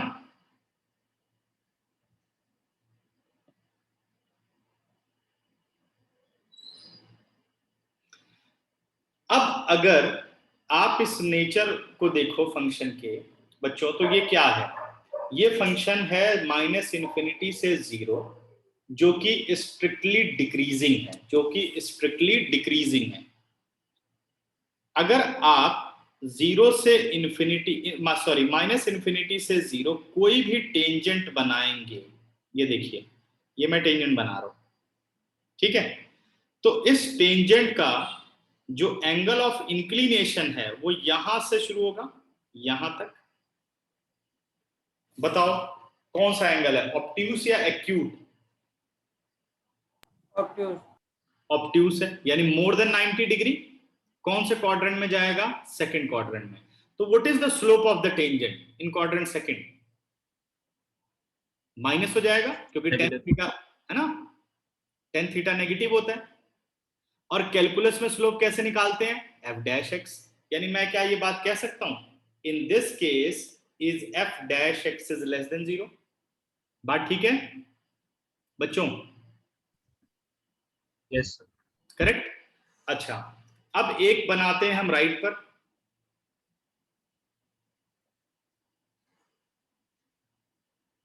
अब मान लो मैं बनाता हूं यहां पर टेंजेंट, ये देखिए राइट पर। अब इसका एंगल ऑफ इंक्लिनेशन ऑब्जर्व करो, एक्यूट। यस। एक्यूट है तो first quadrant, tan theta first quadrant में क्या होता है? पॉजिटिव, यानी स्लोप क्या हुआ? पॉजिटिव। तो अपने कैलकुलस के अकॉर्डिंग स्लोप क्या हुआ? F dash X is greater than zero. अब हमारे पास नई डेफिनेशन आ गई, जिस इंटरवल में F dash x less than zero होता है उसमें फंक्शन स्ट्रिक्टली डिक्रीज करता है। और ऐसे तो थर्ड क्वाड्रेंट में तो पॉजिटिव होगा।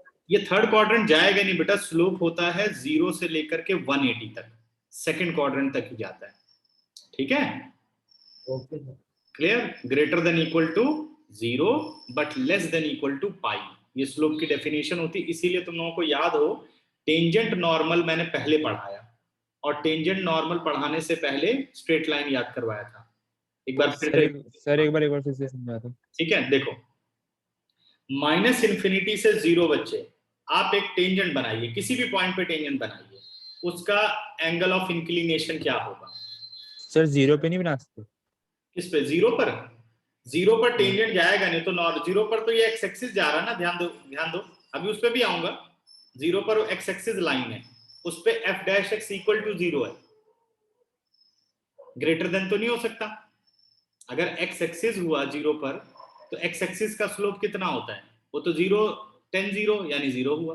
तो अभी हम ये बात कर ही नहीं रहे कि अगर एफ डैश एक्स 0 होगा तो क्या होगा, अभी हम बात कर रहे हैं बेटे F dash x greater than और लेस देन। एक बात पे और ध्यान दो, जो आपका 0 है वो ओपन इंटरवल में है, माइनस इन्फिनिटी से 0 ओपन, तो 0 को तो यूज करना ही नहीं है। 0 से इन्फिनिटी 0 ओपन, तो यानी 0 एक्सक्लूड कर रहा है अभी, ठीक है ना? Okay sir. क्लियर बात?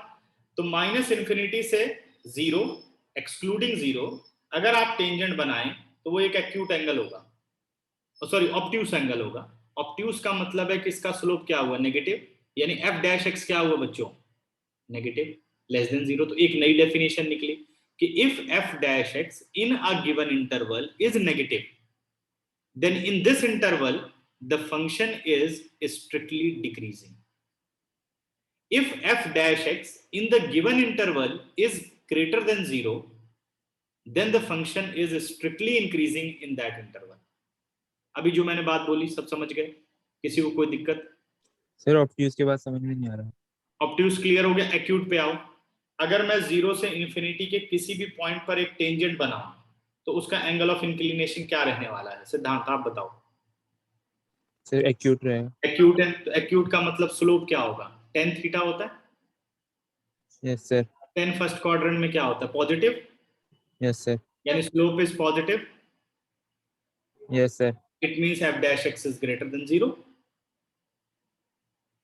Yes sir. तो क्या 0 से इन्फिनिटी तक कोई भी ऐसा टेंजेंट है जो आपका f dash x less than 0 कर दे? कोई नहीं हो सकता, इसीलिए ज्योमेट्री मैंने पढ़ाई जो कि तुम लोगों को पता चले। बात ठीक है? सर अगर ये दोनों ही फर्स्ट क्वाड्रेंट में आ जाए तो कम भी हो रहा है और ज्यादा भी हो रहा है तब? कोई बात नहीं, कुछ फर्क नहीं पड़ता, फिर स्ट्रिक्टली इंक्रीज है, मतलब दोनों नेचर थोड़ी हुआ, फिर तो एक ही हो गया ना। सर लेकिन वहां पर तो डिक्रीजिंग वाला आ रहा है ना। देखो सिंपल से, तो इसमें वो पॉसिबल नहीं है ना, इसमें तो पॉसिबल नहीं है, वो तो अलग फंक्शन होगा जब वो पॉसिबल होगा। देखो सिंपल सी बात है कि भाई जिस इंटरवल में डेरिवेटिव लेस देन 0 नहीं हो रहा तो कोई बात नहीं, लेकिन जिसमें लेस देन 0 है उसमें वो स्ट्रिक्टली डिक्रीज करेगा, और जिस इंटरवल में ग्रेटर देन 0 उसमें वो स्ट्रिक्टली इंक्रीज करेगा। अब एक इंटरवल दिया गया जिसमें बस वो स्ट्रिक्टली इंक्रीज ही कर रहा है, तो भाई एफ डैश एक्स सिर्फ ग्रेटर देन 0 ही आ रहा है तो स्ट्रिक्टली इंक्रीज रहेगा, है ना? बात समझ गए? Yes sir. हाँ, अब हम अपने इन कॉन्सेप्ट पर आते हैं कि यहां क्या बात है। अगर आप बच्चों देखो ए से बी, ध्यान देना आप, बहुत ध्यान से समझना बात को। ए से बी, थोड़ा इसको बढ़ा लेते हैं। ए से बी की अगर मैं बात करूं तो क्या F dash x strictly greater than 0 नहीं आएगा? सही है? Yes. और अगर आप बी से सी बात करिए बेटा तो इक्वल टू 0 आएगा। बात ठीक? Yes. और अगर सी से डी बात करें तब भी F dash x greater than 0 आएगा। ठीक बता रहा हूं? समझ में आ रहा है? कोई Yes, sir. दिक्कत तो नहीं? तो यहां देखो दो नेचर हो गए, या तो ग्रेटर देन है या तो 0 है डेरिवेटिव। तो इस केस को कहते हैं आप इंक्रीजिंग फंक्शन। तो मैं यहां लिख रहा हूं if F double dash X is greater than equal to 0, तो ये सिचुएशन कहलाती है इंक्रीजिंग की। If only greater than 0 then it is strictly increasing. फर्क समझ गए? अब जरा यहां पर आइए, यहां पे बताओ क्या होगा। अगर आप यहां पर जो मर्जी टेंजेंट बना लो इस इंटरवल में, मान लो मैं इसको नाम दे देता हूं ए और इसको नाम दे देता हूं बी। अब आप जो मर्जी टेंजेंट बना लीजिए, ये टेंजेंट एक्यूट एंगल ही बनाने वाला है, ठीक है बच्चों? लेकिन मैं ये रब कर देता हूं नहीं तो गड़बड़ हो जाए, बना दूं, ध्यान रहेगा। अगर यहां मैं एफ डैश एक्स की बात करूं तो F dash X is only greater than 0, तो जहां ओनली ग्रेटर देन 0 आता है वो स्ट्रिक्टली इंक्रीजिंग होता है। और जहां ग्रेटर देन इक्वल टू 0 आता है वो इंक्रीजिंग होता है। Same situation for next graph. देखो अगर यहां हम डिस्कस करना चाहें तो यहां f डैश x क्या होगा, लेस देन 0, यहां f डैश x क्या होगा, इक्वल टू 0, और फिर f डैश x क्या हुआ बेटा, लेस देन 0। क्लियर हो गई बात? Less than and equal to both situation.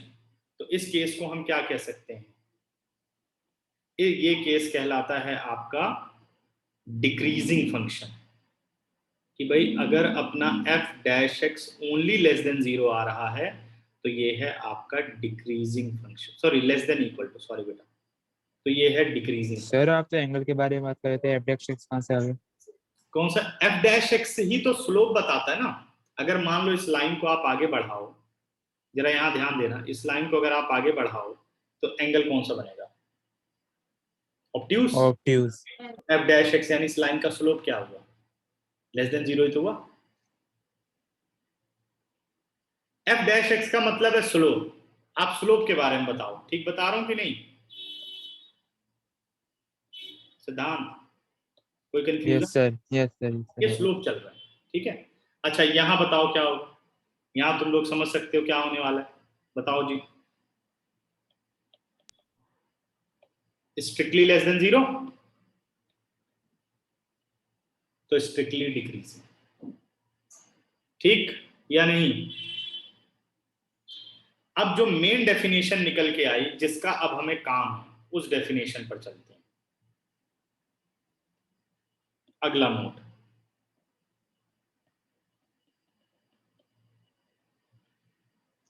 If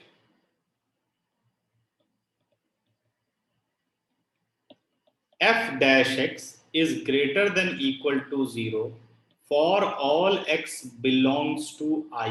I का मतलब any interval, तो मैं इंटरवल ए बी लिख दूं, आई इंटरवल लिख देते हैं क्योंकि ए बी में तुम लोग ओपन और क्लोज में ना कंफ्यूज हो, तो इसलिए बस इंटरवल याद रखो, चाहे वो ओपन हो चाहे वो क्लोज हो, ये ध्यान रखना है कि if f dash x is greater than equal to 0 for any interval i। Interval का मतलब जो वहां पे लिए थे माइनस इन्फिनिटी टू 0, उनको इंटरवल कहेंगे आप, 0 से इन्फिनिटी। तो जो भी x बिलोंग करेगा i में, अगर उस सभी वैल्यू पर f डैश x आपका ग्रेटर देन इक्वल टू 0 आता है तो फंक्शन करेगा इंक्रीजिंग। फंक्शन क्या होगा, इंक्रीजिंग। तो then fx is a increasing function। Second case, if f dash x is strictly greater than 0 for all x belongs to I, then fx, हाँ बेटा, आई कैसे? इंटरवल, इंटरवल जैसे आपका ये इंटरवल था, जैसे 0 से a इंटरवल, a से b इंटरवल, जितने भी इसमें x आप लेंगे। अच्छा चलो मैं इसको क्लियर करता हूँ। जैसे मान लो ये एक फंक्शन है, मुझे ग्राफ नहीं पता, मुझे इसका fx पता है, पता लगाना है कि 0 से इन्फिनिटी ये इंक्रीजिंग फंक्शन है या डिक्रीजिंग फंक्शन, या स्ट्रिक्टली इंक्रीजिंग और स्ट्रिक्टली डिक्रीजिंग है। क्लियर बात? ये मैंने एक सिंपल सा एग्जांपल लिया। तो मैं बच्चों इसका निकालूंगा डेरिवेटिव, ध्यान देना।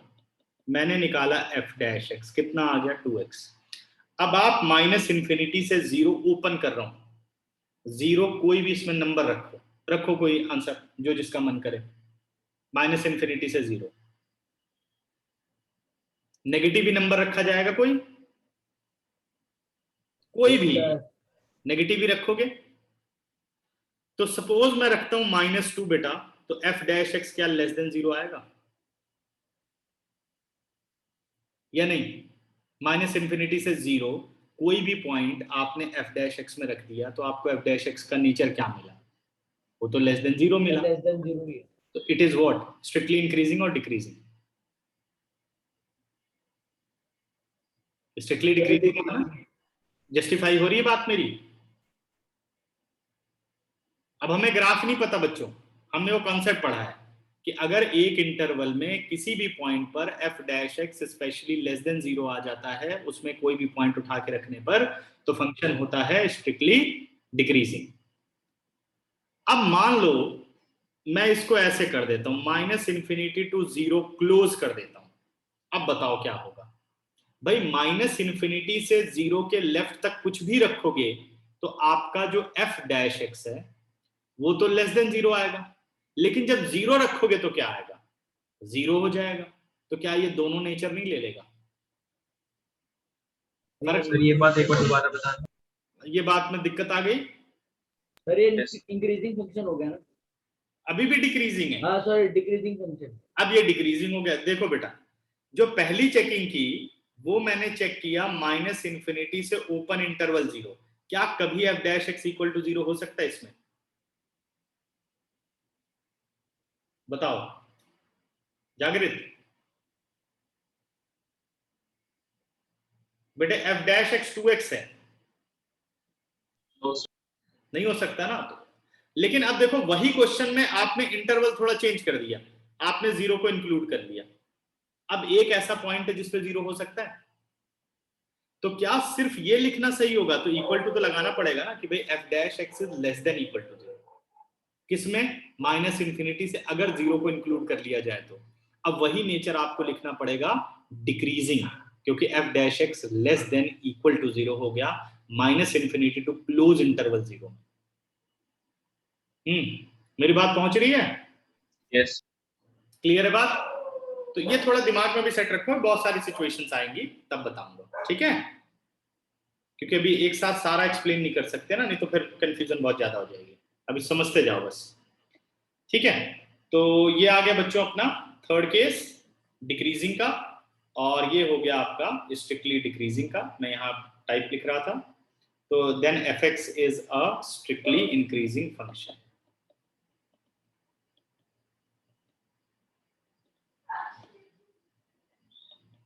Okay, third part, if f'(x)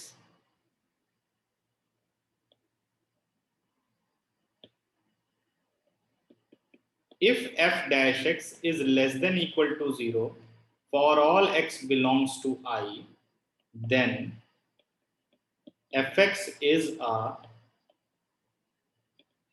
decreasing function। Correct? ठीक है। और fourth, if f'(x) is strictly less than 0 for all x belongs to I, then f(x) is a strictly decreasing function. खत्म, ठीक है? अब नीदर इंक्रीजिंग नॉट डिक्रीजिंग का calculus से कुछ लेना देना नहीं है। जब चेक हो जाएगा कि इस पार्ट में स्ट्रिक्टली इंक्रीज कर रहा है, इस पार्ट में स्ट्रिक्टली डिक्रीज कर रहा है, तो पूरे में क्या है? Neither increasing nor decreasing. ठीक, ओके। अब मैं बढ़ूंगा आगे।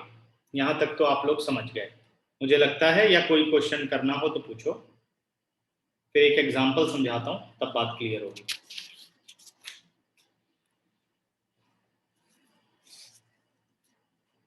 बच्चों कोई दिक्कत? हम शुरू करेंगे एग्जाम्पल नंबर 9 से पहले। अभी मैंने 7 और 8 नहीं कराया है, ठीक है? एग्जाम्पल नंबर 9 से हम शुरू करते हैं।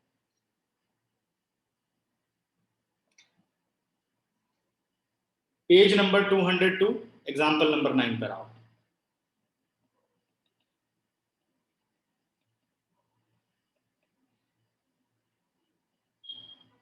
नाइन्थ एग्जाम्पल कह रहा है, prove that the function given by f(x) is equal to cos x। एक फंक्शन गिवन है जो कि है f(x) is equal to cos x, is strictly decreasing in 0 to π।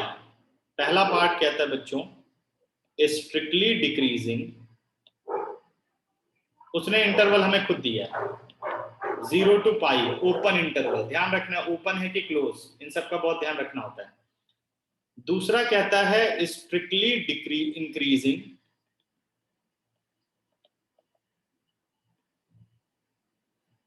In open interval π to 2π।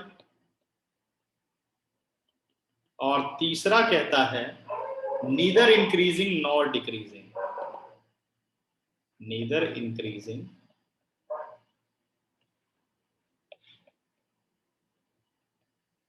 Nor decreasing in 0 to 2 pi. अब देखो ये बात तो क्लियर हो गई, 0 से पाई, पाई से 2 पाई, तो 0 से 2 पाई, नीदर इंक्रीजिंग नॉर डिक्रीजिंग। ये तो बस मैं फाइनल आंसर लिखना है, ठीक है। मेन बात है फर्स्ट और सेकंड की। अब इंक्रीजिंग डिक्रीजिंग किसी भी इंटरवल में चेक करने के लिए मुझे डेरिवेटिव चाहिए, यानी f डैश x चाहिए होता है, तो f डैश x निकालते हैं। सर यहाँ पे 1 2 स्ट्रिक्टली तो लिखा ही नहीं है सर, डिक्रीजिंग और इंक्रीजिंग लिखा है बस। अच्छा, कई बुक में ऐसा है, बट ठीक कर लो।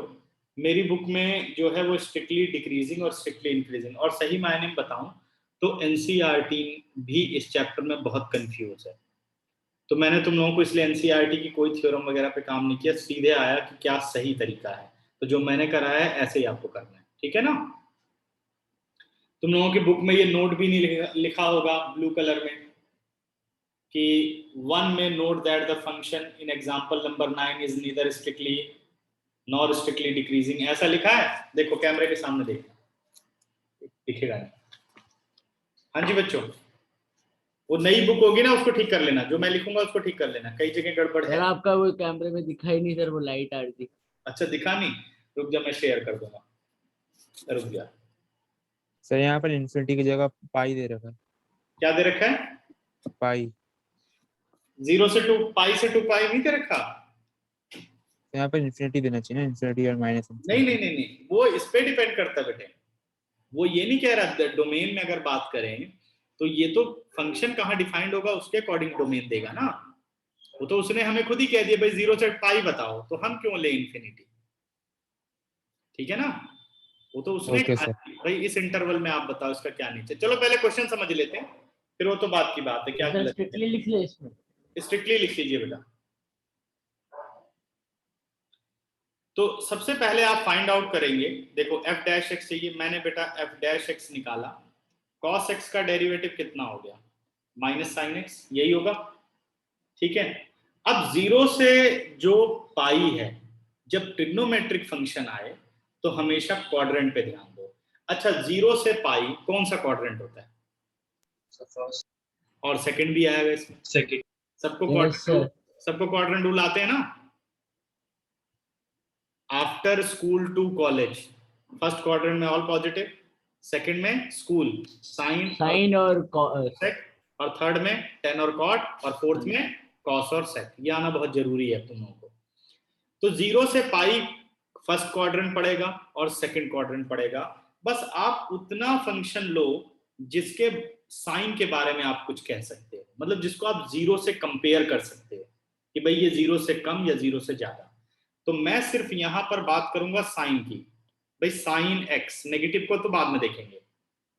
तो साइन एक्स 0 से पाई क्या होगा? फर्स्ट क्वाड्रेंट में भी साइन पॉजिटिव होता है और पॉजिटिव रहेगा, है ना। तो because sine x is greater, लेकिन यहाँ पे तो हमें कॉस का पूछा है ना। कॉस का पूछा है, लेकिन कॉस का नेचर बताएंगे एफ डैश एक्स के जरिए। कॉस का नेचर पता चलेगा डेरिवेटिव के जरिए, यही तो कैलकुलस का रोल है। ग्राफ कॉस का बन रहा है, रिपीट करना सर, एक मिनट नेट का इशू। देखो F X is equal to cos X, nature आपको कॉस एक्स का बताना है, और हम मेथड क्या यूज कर रहे हैं? डिफरेंशिएशन यूज कर रहे हैं। तो हम ये कह रहे हैं कि किसी भी फंक्शन का डेरिवेटिव, किसी भी फंक्शन का डेरिवेटिव एक इंटरवल में अगर ग्रेटर देन 0 आता है तो वो स्ट्रिक्टली इंक्रीज करता है, और लेस देन 0 आता है तो स्ट्रिक्टली डिक्रीज करता है। ग्राफ फंक्शन का है, लेकिन नेचर किसका है? एफ डैश एक्स से पता लगाना है आपको। मेरी बात समझे? cos x का कोई काम नहीं है, बस उसका डिफरेंशिएशन तक काम है, बाकी सब एफ डैश एक्स का काम है। तो अब जरा साइन x बताओ, ग्रेटर देन 0 होगा for all x belongs to, sir हमारा एफ डैश एक्स क्या है? माइनस साइन x है। cos का डेरिवेटिव लेकिन गिवन थोड़ा है क्वेश्चन में। नहीं बेटे, एफ एक्स है cos x, इसका जब डेरिवेटिव करोगे तो cos का डेरिवेटिव क्या होगा? अच्छा ठीक है ठीक है ठीक है ना, पता तो लगाएंगे ना मेथड के अकॉर्डिंग। तो साइन x क्या हुआ? ग्रेटर देन 0 हुआ। अगर साइन x ग्रेटर देन 0 है, लेकिन मुझे तो फंक्शन बताना भाई एफ डैश एक्स का नेचर, तो एफ डैश एक्स है माइनस साइन x। तो अगर मैं दोनों तरफ माइनस से मल्टीप्लाई कर दूं तो क्या minus sine x less than 0 नहीं हो जाएगा? जब माइनस से मल्टीप्लाई करते हैं तो इनइक्वालिटी साइन चेंज हो जाता है। क्लियर बात? यस। तो what about F dash x less than 0 हो गया? बताओ बच्चों, ठीक बता रहा हूं? सर समझ में नहीं आया। अच्छा चल ठीक है, फिर से देखते हैं। एफ एक्स है कॉस एक्स, ओके। ये कह रहा है कि ये फंक्शन आपको बताना है कि 0 से पाई ये स्ट्रिक्टली डिक्रीज करता है। वो ये कह रहा है कि आपको ये बताना है कि ये फंक्शन 0 से पाई स्ट्रिक्टली डिक्रीज करता है। अब हमें ग्राफ नहीं बनाना, वो तो हमने सीखा है कि ग्राफ कब स्ट्रिक्टली इंक्रीज कब स्ट्रिक्टली डिक्रीज करता है। हमने ये पढ़ा कि भाई ये जो 4 क्राइटेरिया है ना, ये किसी भी फंक्शन के लिए होते हैं कि अगर एफ डैश एक्स इंटरवल में ग्रेटर देन इक्वल टू 0 आए तो हम कहते हैं कि उस इंटरवल में जो दिया हुआ फंक्शन है वो इंक्रीजिंग होगा। बात एफ डैश एक्स से पता लगा रहे हैं फंक्शन के बारे में। अब बात समझे? कह रहा है अगर F dash x greater than 0 आ रहा है तो वो स्ट्रिक्टली इंक्रीज करता है, और लेस देन इक्वल टू 0 आ रहा है तो वो डिक्रीज करता है, और स्ट्रिक्टली लेस देन 0 आता है तो स्ट्रिक्टली डिक्रीज करता है। हाँ जी प्रथम, सर ये तो आगे समझ सर। ये समझ में आ गया? ठीक है बात, ओके। तो अब ये भी समझ में आ जाएगा। अब एफ एक्स है बेटा कॉस एक्स, एफ एक्स है कॉस एक्स, तो क्या एफ एक्स देख के हमें बताना है? पहले ये बताओ, F x nature F x का आपको बताना है भाई, कॉस एक्स के ग्राफ का नेचर बताना है, लेकिन किसकी हेल्प से? इसके डिफरेंशिएशन की हेल्प से। हमारा तो मेथड डेरिवेटिव से पता चलेगा ना। तो आपका ये फंक्शन था, आपने इसका डेरिवेटिव कर दिया। आप बस इस पे ध्यान दो कि एफ डैश एक्स की बात हो रही है। अभी मुझे बताओ कि एफ डैश एक्स का नेचर क्या आया है, ये बताओ मुझे। Minus sine x. Less than 0 आया ना, डेरिवेटिव मत देखो। एफ डैश एक्स का नेचर क्या है, बस इसको और इसको लास्ट में देखो। एफ डैश एक्स का नेचर क्या है? लेस देन 0 आया। कुछ भी हो फंक्शन, ये मत देखो आप, इसको भूल जाओ, ये सब भूल जाओ। ये सर वो तो इंक्रीज 0 आएगा ना सर। पहले मेरे हिसाब से सोचना शुरू करो। मैंने एक फंक्शन एफ एक्स था, उसका मैंने डेरिवेटिव किया और मुझे F dash x less than 0 मिला। आप क्या कहेंगे पहले ये बताओ। एक सर लेस देन 0 कैसे मिलेगा सर? वो मोर देन 0 मान ले आ गया, से। नहीं ये बता कि ये आ गया, मान ले। वो मैं बताऊंगा कैसे आया, अभी तो बाद में आऊंगा। मान ले इससे ये आ गया कि F dash x less than 0 आ गया। आपका आंसर क्या होगा? ये हमारा डिक्रीजिंग। क्या डिक्रीजिंग? एफ एक्स डिक्रीजिंग या F dash x decreasing? F dash x. गलत, एफ एक्स डिक्रीजिंग। तभी तो गलती हो रही है। एफ डैश एक्स अगर लेस देन 0 है तो डिक्रीज कौन करता है? F X is decreasing, F X is strictly increasing. आप समझे? हाँ जी सर। क्लियर हुई बात? ये बात थी क्वेश्चन में। आपको एफ एक्स का नेचर बताना है और एफ डैश एक्स मेथड का पार्ट है। F dash x strictly increase decrease नहीं कर रहा, इसलिए आपको कंफ्यूजन थी कि हमें तो कॉस बताना था सर, आप तो साइन बता रहे हो। आप समझ गए कि नहीं? पॉइंट मिल गया? सर इसका मेथड नहीं आया सर जो भी निकाला। अब मेथड पे चलते हैं। पहले ये बात क्लियर थी कि भाई क्या कंफ्यूजन है, वो दूर हो गई। अब आता हूं मैं मेथड पर। अब हम आते हैं बच्चे मेथड पर। अब मुझे फंक्शन गिवन है F X is equal to cos X, मैंने इसका निकाला डेरिवेटिव, एफ डैश एक्स निकाला। अब जो एफ डैश एक्स निकला उसका साइन मैं उसके आने वाली वैल्यू के अकॉर्डिंग बताऊंगा ना, नहीं तो मुझे क्या पता एफ डैश एक्स क्या है ना। तो अब मुझे इसमें से जैसे माइनस साइन एक्स में से आपको इतना पोर्शन ढूंढना होगा जिसको आप 0 से कंपेयर कर सको कि भाई ये 0 से बड़ा है या 0 से छोटा है, जिस इंटरवल में चेक करने के लिए हमें बोल रहा है। तो अब मुझे बताओ साइन एक्स ही अपना एक फंक्शन है, माइनस को हम क्यों देखेंगे? तो बाद में देखेंगे ना माइनस को। पहले साइन एक्स को समझ लो, 0 से पाई साइन एक्स क्या होगा बताओ मुझे। क्वाड्रेंट फर्स्ट में भी पॉजिटिव होता है, पहले क्वाड्रेंट फर्स्ट में भी पॉजिटिव होता है और क्वाड्रेंट सेकंड में भी पॉजिटिव होता है, ठीक है? तो साइन एक्स क्या हुआ बेटा? Greater than 0। Yes sir. ये बात ठीक है, यहां तक क्लियर हो गई? Yes sir. अब लेकिन फंक्शन है माइनस साइन एक्स, फंक्शन क्या है? Minus sine x. तो मुझे अब इसी इक्वेशन की हेल्प से अपना एफ डैश एक्स बनाना पड़ता है।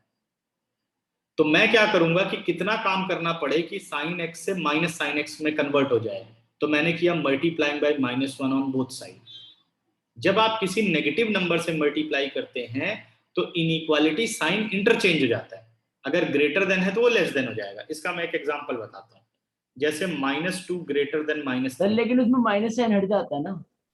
नहीं, माइनस साइन क्यों हटेगा? अगर माइनस माइनस होगा तब नहीं हटेगा। सर, जैसे इधर होता है ना माइनस साइन एक्स, और जब ये हमारा ये, तो ये उधर जाएगा माइनस, तो ये चेंज हो जाएगा ऐसे यही है सर? यही तो गलती हो रही है, माइनस उधर तब जाता है जब इज इक्वल टू होता है, ठीक है, तब कोई फर्क नहीं पड़ता, ये इनइक्वालिटी है।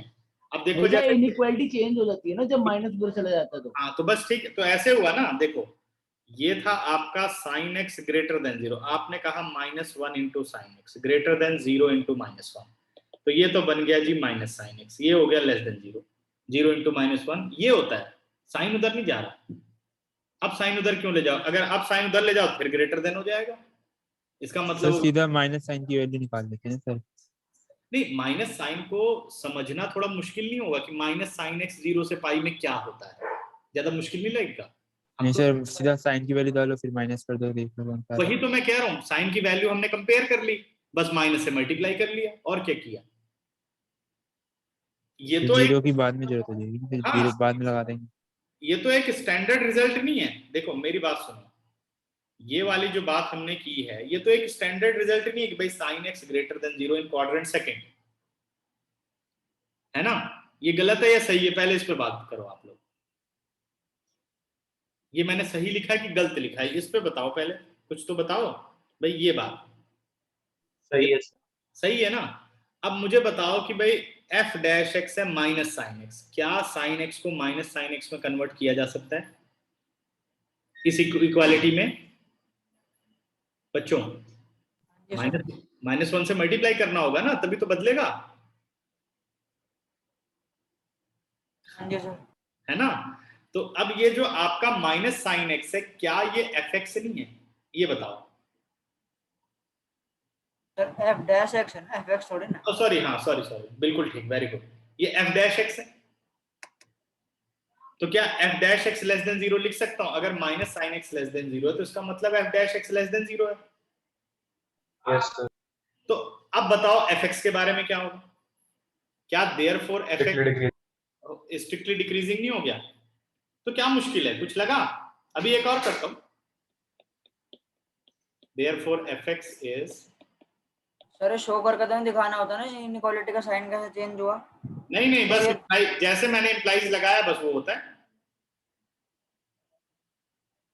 Strictly decreasing function in interval लिख दो 0 से पाई। कौन से इंटरवल में आपने बताया? इस इंटरवल में बताया, ठीक है। हाँ प्रथम बोलिए। सर मुझे ये पूछना था सर, ये जो वॉइस क्लियर नहीं आ रही है। अच्छा चलो मैं सेकंड पार्ट कर देता हूं, तब तुम लोग बताना, 2 ठीक है मिनट सर। सेकंड मैं कर दूं, फिर डिस्कशन करते हैं। थोड़ा सा तुम लोगों का थ्योरेटिकल बेस जो है वो गड़बड़ लग रहा है। अब बच्चों पाई से कह रहा है, एफ डैश एक्स तो आप निकाल ही सर चुके। पहले वैसे ये होता था ना, इनइक्वालिटी का साइन चेंज हो जाता था, माइनस अगर हम उधर लेके जाते थे तो। बिल्कुल ठीक है, ओके। अब देखो, लेकिन सर जो उस साइड वेरिएबल वो तो कांस्टेंट है ना, 0 तो उसके माइनस चेंज होने की वजह से थोड़ा सा चेंज हो जाएगा इनइक्वालिटी का साइन। इनइक्वालिटी का मतलब, अच्छा चलो मैं ऐसे कहता हूं, मान लो मैं ये कहता हूं बेटा -3 इज स्मॉलर देन 0, ठीक है बात? Yes sir. अगर मैं इस माइनस साइन को राइट पे ले जाऊं तो क्या 3 स्मॉलर देन 0 स्टेटमेंट सही है? Yes sir. सही है स्टेटमेंट? नहीं सर, चेंज होगा। क्या करना होगा अगर इसको सही करना? तो क्या ग्रेटर देन नहीं करना पड़ेगा? Yes sir. ये चीज हो रही है यही यही सर मैं कह रहा हूँ। इसमें, यही तो लेकिन वो सर है। इसमें जो माइनस साइन, मतलब जो साइन एक्स का जो माइनस है वो भी तो हट जाएगा ना फिर। अच्छा रुक जा, फिर ये भी बात कर लेते हैं। सर ये समझ रहा है कि सर हम उसको हाँ साइन को उधर ले जा रहे हैं, हम मल्टीप्लाई नहीं कर रहे। बिल्कुल बिल्कुल, हाँ ठीक कह रहे हैं। इस पे भी बता रहा हूं क्या करना है। मान लो ये 3 है, ग्रेटर देन 0 है, करेक्ट बेटा? Yes sir. -3 ग्रेटर देन 0, मैंने माइनस कर दिया, मतलब दोनों तरफ माइनस लगा दिया, तो 0 पे तो माइनस लिखने का मतलब ही नहीं है। अब सही है statement?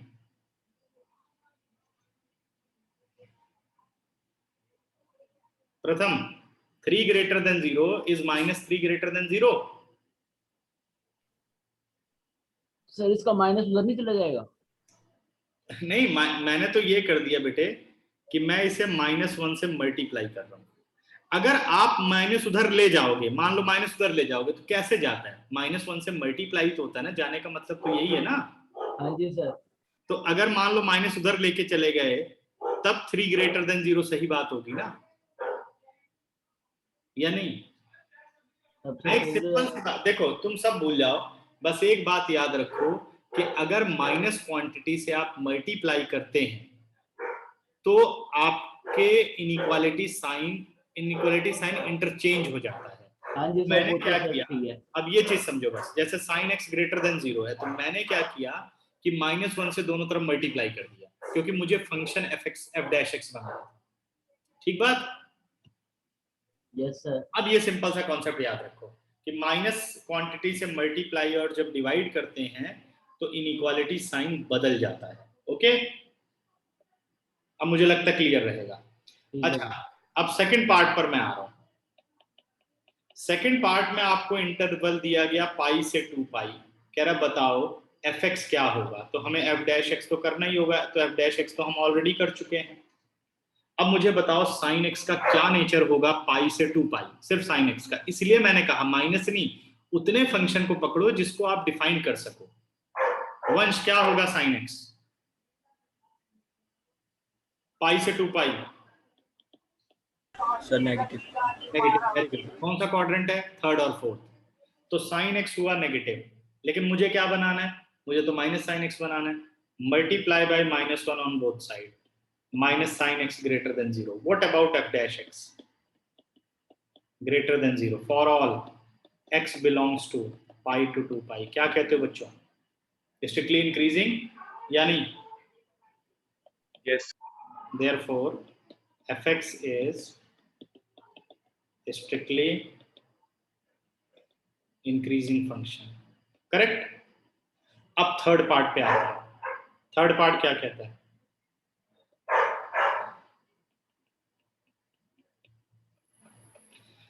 Because 0 to pi f(x) is strictly decreasing and pi to 2 pi f(x) is strictly increasing. Therefore 0 to 2 pi neither increasing nor decreasing.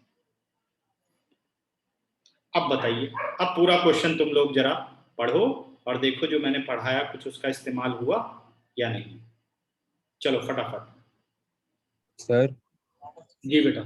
तो अगर थर्ड वाला क्वेश्चन अकेले में आ जाए तो पूरा ऊपर वाले दो करने पड़ेंगे? फिर पूरा करना पड़ेगा, थर्ड अगर अकेला आ जाए तो। और सर अगर सिर्फ इंक्रीजिंग हो और एक स्ट्रिक्टली डिक्रीजिंग हो तब क्या?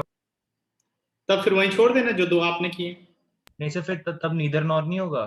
तब नीदर नॉर नहीं होगा, वो तो बताएगा ना बेटा कि स्ट्रिक्टली इंक्रीजिंग। देखो ये ऐसे क्वेश्चन होता है, आपको पूरी डोमेन दे देता है, find the interval in which the given function is strictly increasing और स्ट्रिक्टली डिक्रीजिंग, ये देता है।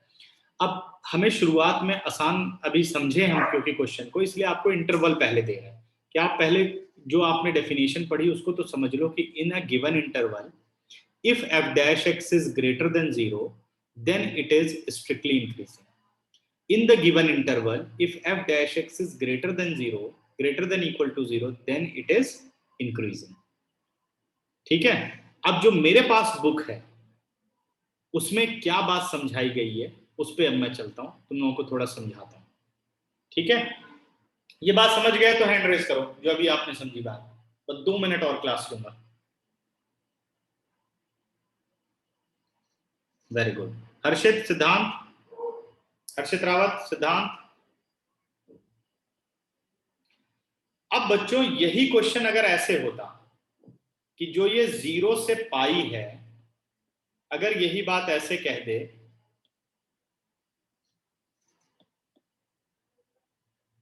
जीरो से pi both side closed, both side closed. अब आपसे नेचर पूछे कि भाई फंक्शन का नेचर बता दो, क्लोज इंटरवल 0 से पाई। हमें जो f(x) है वो दे रखा है cos x, हमने f डैश x निकाला जो कि मिला मुझे sin x।